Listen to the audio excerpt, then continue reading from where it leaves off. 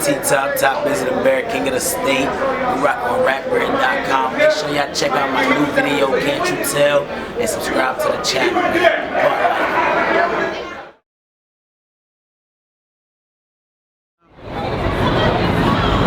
Man, 3 to 5 favorite battles of all time. Everybody said love, everybody said love. I'm gonna say B Magic and Clean Paper. Chilla and JC. And maybe Loaded Lux and Calico. Those are like my favorite joints. Some of them. I mean, I have a lot, but if you're forcing me to choose 3, I can live with those 3 as choices. And a lot of that, I heard you talk about it a little bit before, but on a lot of that old footage, I see you in the background at different events and stuff like that. So I know you have a background in the music industry. Yes. How did that help you really launch your partnership with Smack? Is someone you know for years and years, or how exactly did that come together? Well, like working in the music business, I did a lot of different things. I mean, early on when I first started out, I interned for a label, so I got a chance to be hands-on with marketing, hands-on with promotion, hands-on with A&R. So I had to kind of multitask, but it was actually training, you know, for future endeavors. I also did a lot of management as well of producers and some artists. I think a lot of that stuff helps because I can apply a certain amount of knowledge to what we have in helping bring battle rap to the mainstream. You know, and I think some of that came in just in the presentation of URL, us getting the bigger venues, doing the graphics, the trailers, and the hype. You know, it's just all stuff that I kind of learned from the music business and just experience in general. What's up, man? How you doing? Say Rap Grid. What's up?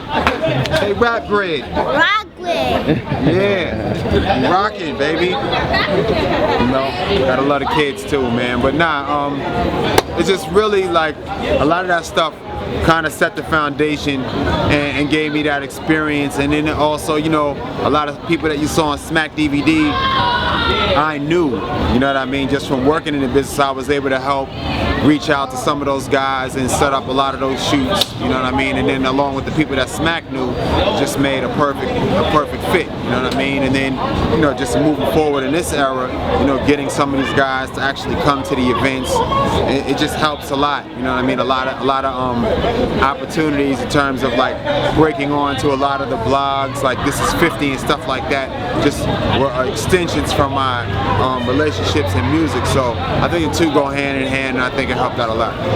I'm gonna throw you something you might not expect, right? Okay. So, like a lot of people, I used to collect the Smack DVDs, right? And I remember when y'all said Smack 2 was coming out. Right. And I was waiting for it to drop, man. And with the anticipation of that, of course, we look forward to the battles.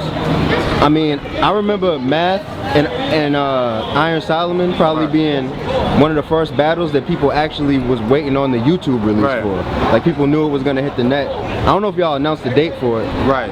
But when did y'all know that the battles were really, when did it become, I guess, clear that the battles were the bread and butter as opposed to some of the music industry interviews?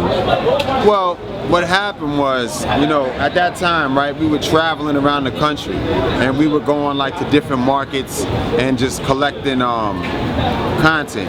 But you know, we were flying ourselves out. We were like a fully independent movement, and we released our DVDs to an independent chain of mom and pop stores around the country. You know, as things developed and you had like as things developed and you had like the major blogs and websites coming into fruition, it put a damper on everything, including technology such as DVDs, and that kind of killed that whole technology. I believe that year, it was like 2007 was the lowest year for DVDs, and that was like YouTube had been around maybe a year or so at that time. So what we were finding was that the fans were ripping our content just like they do for anything else, uploading it onto YouTube and putting it out. But the one thing that we did see a lot interest in was the battles had high views, and the battles were the only thing that we could actually control, because if I interview Ludacris and then he goes to a radio station. They're going to videotape it now because, you know, cameras began to become more accessible and cheaper to get good camera quality. And then there's a kid with a blog, and there's no exclusivity with media. So like if I'm a rapper and I punch somebody in the face and a kid at a gas station walks up to me with an iPhone and he records it, it's going to hit everywhere, from TMZ to any other major outlet. So we found that anything we had on a Smack DVD became useless unless we were able to put it out right away, and we couldn't put the stuff out right away because you would have to go to various states and places to collect enough content to fill up the DVD and make it worth someone's while. So we noticed that the battles were the only things that we could actually control. So when realizing that, we focused our efforts on battles because it was like a fight. It's something that happens in a moment. So that's what actually made us go into URL, because we did like battles and we figured, hey, why not? Let's try it. And we were successful. It ended up working. Cool. Are there any unreleased? I remember some old Smack DVD battles that a lot of people probably forget about or didn't see if they didn't have the DVD. Right. Anything else in the vault or anything that went down and the footage got messed up? Things that people don't know what happened? Man, there's actually this one battle, this Italian kid, he was fired. I forgot his name, but he battled this other guy and he cooked him so bad, like it was like a one-sided, lopsided battle, and we never really put it out.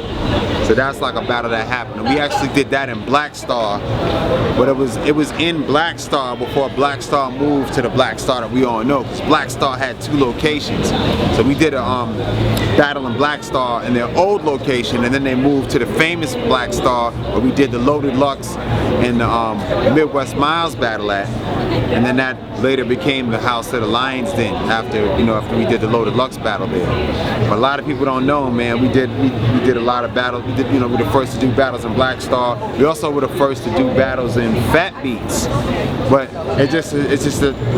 it's crazy because these are places that just don't exist anymore. You know what I'm saying? Just based off of the internet and technology. So it's like you always have to try to adapt to the time, or you can be eradicated at any moment. You know what I mean? Like, look at us. If we would have just continued to do DVDs, we wouldn't be around anymore. We'd be finished. You know what I mean? That's just a dead technology that it's just crazy how stuff can just come out and fade you out. So it's just like you always have to learn how to adapt. You know what I mean? There's always something that's going to be thrown your direction or thrown your way. So what's up, man? I think it's dope that we're able to adapt and survive, and I'm thankful that people still embrace us and watch what we do and produce. In a battle, like Superstar today said, like he said, oh fuck SoCon up, battle wise, presumably, and like I don't care. Like, you keep trying to push these rookies, push them, but they're pushing them off the cliff. You feel me? Way too early.